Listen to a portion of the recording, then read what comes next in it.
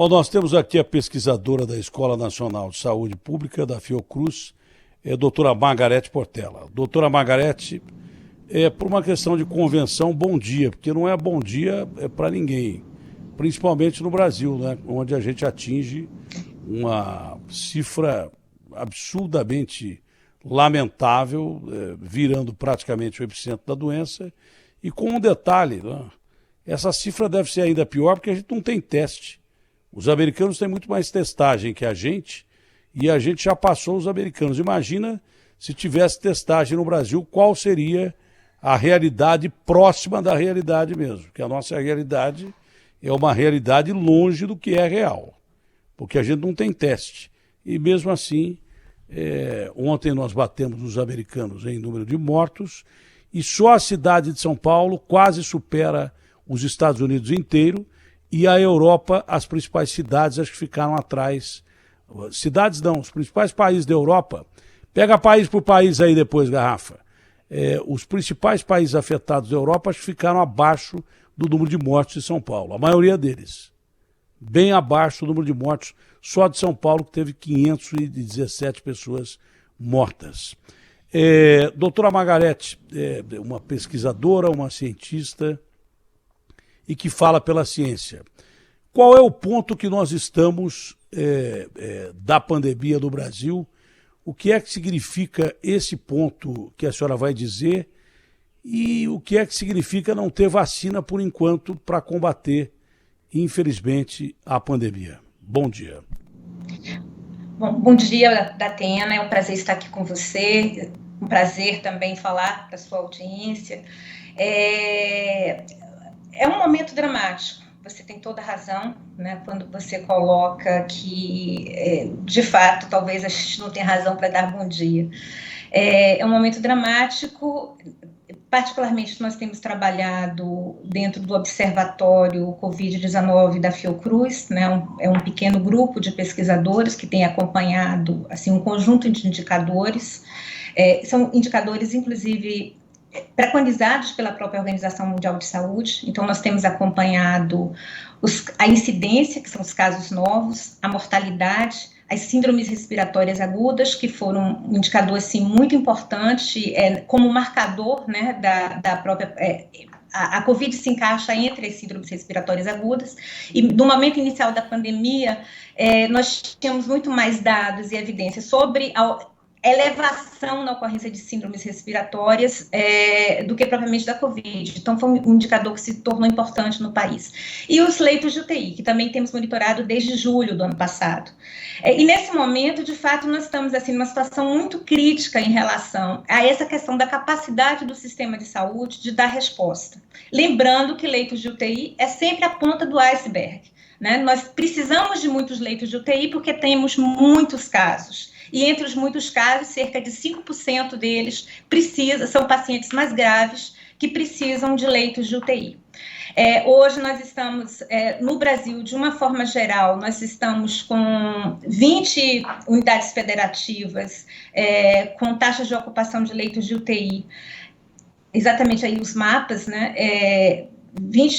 São 20 unidades federativas com taxas de ocupação acima de 80%, o que é considerado crítico, porque isso pode andar muito rápido, quer dizer, a capacidade de resposta, quando se chega nesse limite, pode ser colocada em risco.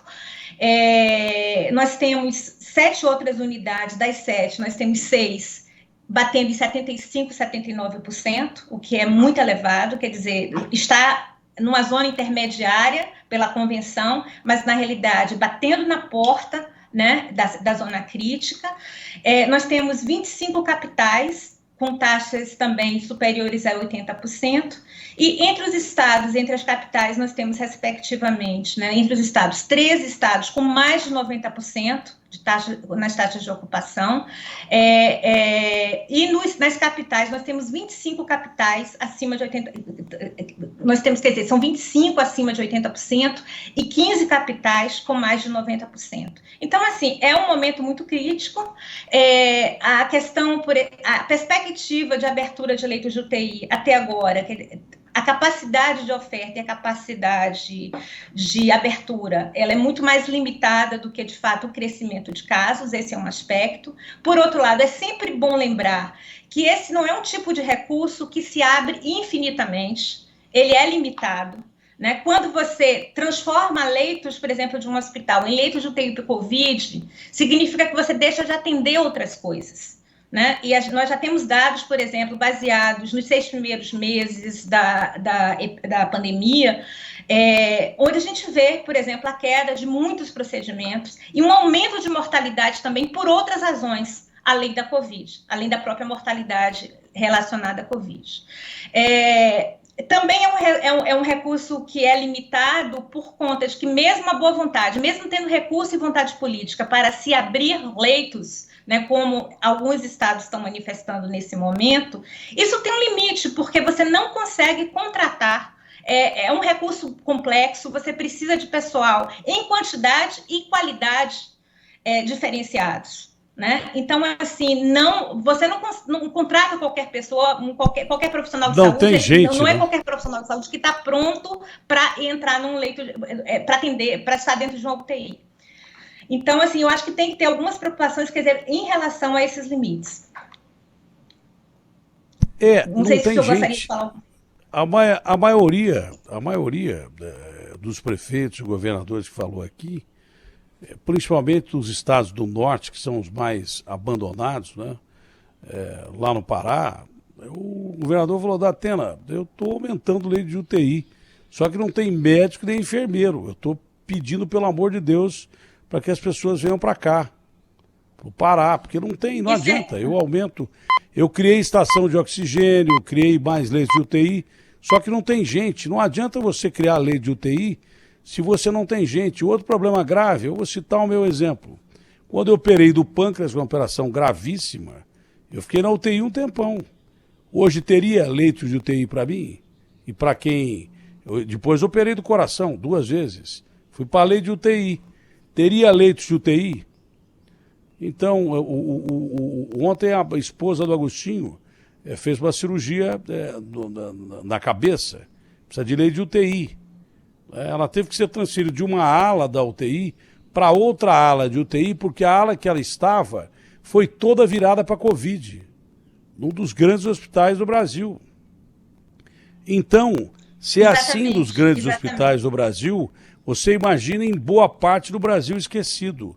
Agora, observatório, quando você fala observatório, você tem lá os caras da NASA, os caras da Rússia, os caras do mundo inteiro, radiotelescópio, olhando lá para o céu, falando: ó, aí vem o meteoro, hein?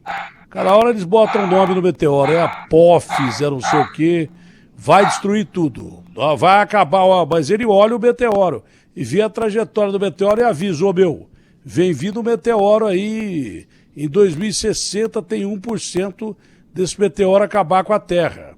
Está lá olhando o meteoro, avisando que vem o meteoro. Por isso tem o observatório. A Fiocruz, o observatório da Fiocruz está fazendo isso. E esses dados são passados aos governos, que poderiam utilizar das mais diversas formas possíveis. E a pergunta é clara.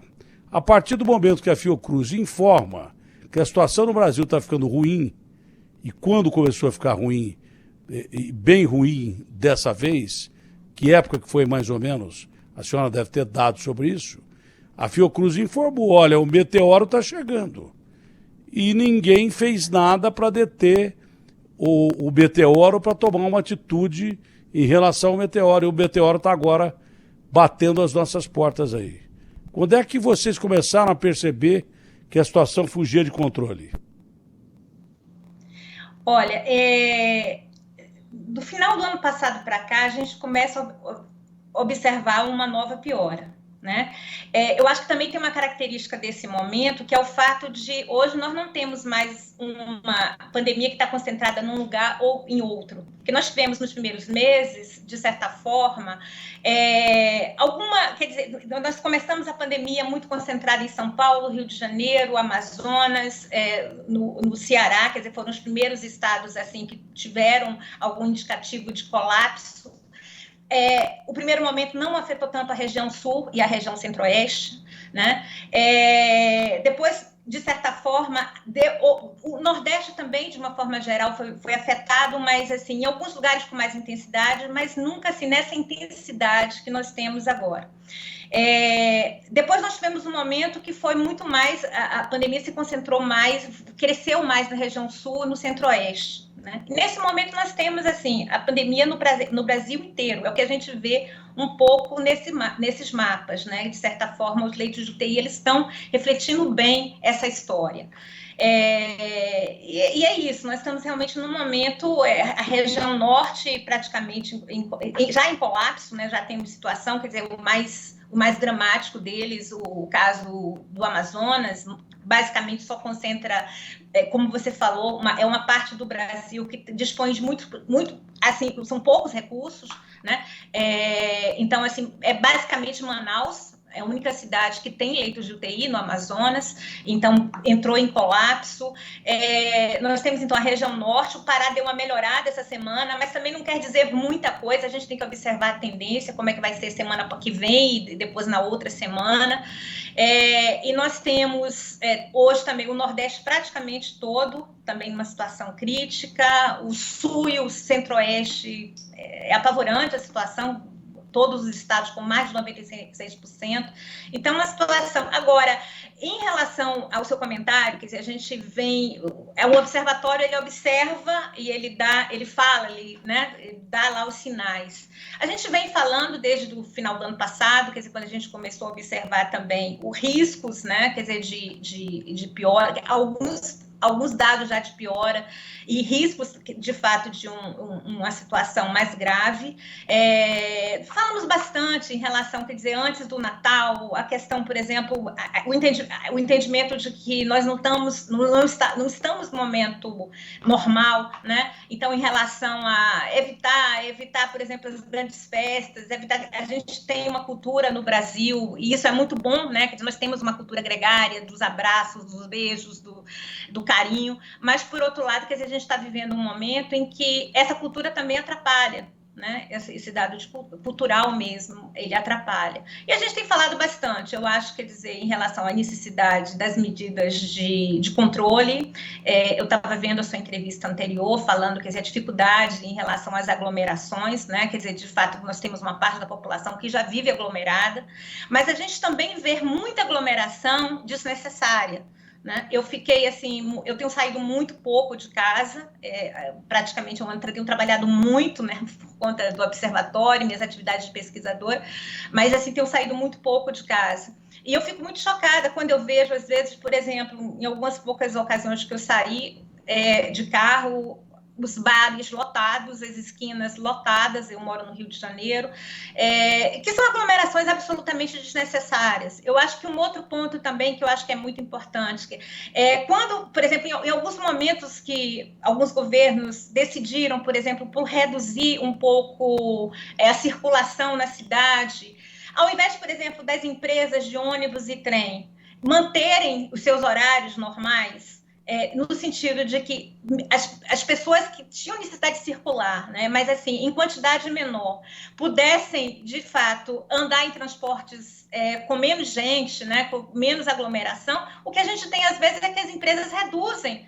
o número de horários, né? Os horários normalmente utilizados, né? Quer dizer, que são providos normalmente. Então, assim, são coisas que terminam afetando também muito. A gente vive, quer dizer, a gente sabe das condições da nossa população, que de fato, quer dizer, em muitos casos é muito difícil, na realidade, essa coisa mas a gente, eu acho que tem que fazer o possível, né, para evitar as saídas desnecessárias, evitar aglomeração. O uso de máscara é fundamental. Nós temos evidências científicas que falam a favor do uso das máscaras, né? Hoje se fala, por exemplo, mesmo a máscara de tecido, tem as máscaras N95, que são máscaras mais profissionais, mas mesmo aquela máscara que a gente faz em casa, de tecido, se a gente coloca 2 camadas, aquilo ali vai prevenir 70% da transmissão. Então, isso é bastante significativo. E enquanto não temos a vacinação mais maciça da população, nós precisamos lidar, precisamos valorizar esses meios que nós temos. Estamos vivendo realmente uma situação dramática. O paciente que não consegue, precisa ir para uma UTI e não consegue ir para o UTI, esse paciente ele vai morrer. E nós já temos hoje situações, relatos de profissionais de saúde vivendo a situação, o cansaço imenso dos profissionais de saúde, né? A dificuldade de fazer escolhas de Sofia, aquelas escolhas tipo assim, entre o paciente que vai ter acesso à UTI e o paciente que não vai ter acesso, isso é um drama, né? Então, assim, a gente precisa, quer dizer, como sociedade e os governos também, com a responsabilidade que aos governos cabem, né? Então, nós precisamos, de fato, assim, um grande pacto no sentido de conseguir parar um pouco a situação que nós estamos hoje. Interromper, né, essa situação de crescimento. Olha, para encerrar, a doutora explica muito bem, ela não precisa nem de pergunta, ela já fala tudo que a gente quer saber. E fala de uma forma muito correta e fácil de entender, coloquial, né? Para encerrar, porque daqui a pouco o Lula vai falar também, vamos ver o que ele vai falar. Deve estar feliz da vida. Deve estar levando uma garrafa de champanhe lá na coletiva para comemorar. Agora, está claro que o povo não consegue ficar dentro de casa, o povo brasileiro é um povo, na sua maioria, pobre, tem que sair para levar comida para dentro de casa. Não adianta você botar fase roxa, fase vermelha. Aqui, desde o Bolsonaro falou, até o Ciro, que é de centro-esquerda, dizem, né, e até um cara de extrema-esquerda, que é do PCdoB, o Flávio Dino. Falou, não adianta, ô Datena, se você não der um dinheiro necessário para o cara ficar dentro de casa, ele não vai ficar. E agora, com fase roxa, você vai fechar até mercado fora de hora e vai manter mercado aberto só em determinados momentos. Não sei se chega a fechar mercado totalmente, como em Araraquara, só com delivery funcionando. Aí não adianta o cara ser pobre e ser rico, porque o cara tem dinheiro para comprar, mas não vai ter mercado aberto para vender. E aí? Vai ficar difícil a situação. Então, não adianta você restringir cada vez mais se o povo não tem condição de cumprir a restrição. O cara vai sair para comer, nem ele comer, sair para trazer comida para os filhos. Você não vê a águia, o passarinho, chegar no ninho e botar comida na boca dos filhotes. Isso é instinto animal. E o homem é um animal e dos piores que tem, aliás. Mas ele tem esse instinto, né, de sair para trazer comida para casa. Então, o que a doutora disse é, amigo, você precisa sair, minha amiga, você precisa sair, distanciamento social, né, lavar as mãos com álcool em gel ou com sabão, sempre higienizar as mãos, e não tira a máscara da cara em hipótese nenhuma, não tira a máscara. Não tira a máscara em hipótese nenhuma. Ah, cheguei no meu trabalho, não tira a máscara. Eu sei que é difícil, é desconfortável, mas vai ser desconfortável você morrer de falta de ar, aí vai ser desconfortável. Eu tive asma a vida inteira, tive ataques sérios de asma, quase morri por causa de ataque de asma, eu sei o que é sentir falta de ar. Imagina, mas a falta de ar o cara consegue reverter. No coronavírus, muitas vezes não, ele morre. Se ele não for para a UTI, ele morre. Então, pense sempre numa morte que é o sujeito morrer afogado no seco. Eu não estou querendo botar medo em ninguém, não, mas é a realidade. Então, você que não consegue ficar em casa, só saia em extrema necessidade, de precisar sair, e muita gente vive em extrema necessidade, mas quando sair, pelo amor de Deus, principalmente a máscara. Distanciamento social é impossível dentro desses ônibus. Os governos têm que escalonar as atividades para tentar aliviar o transporte coletivo. É que todos os países europeus estão fazendo nesse momento, fizeram quando fecharam, porque o meteoro já chegou no Brasil. Nós estamos em colapso em boa parte do Brasil e a tendência é essa. Como última pergunta, dá tempo, a senhora pode, não dá tempo porque o Lula vai falar, mas qual é a projeção da doença? Eu não sei, a senhora podia definir uma palavra. Qual é a projeção dos próximos 30 dias? Vamos ver. Nós estamos ainda, quer dizer, a avaliação ainda é de crescimento. Eu fico chocada, inclusive, quer dizer, com dados oficiais vindos do próprio Ministério da Saúde, colocando a possibilidade de chegarmos a 3 mil mortes diárias, né? Então, isso é muito grave.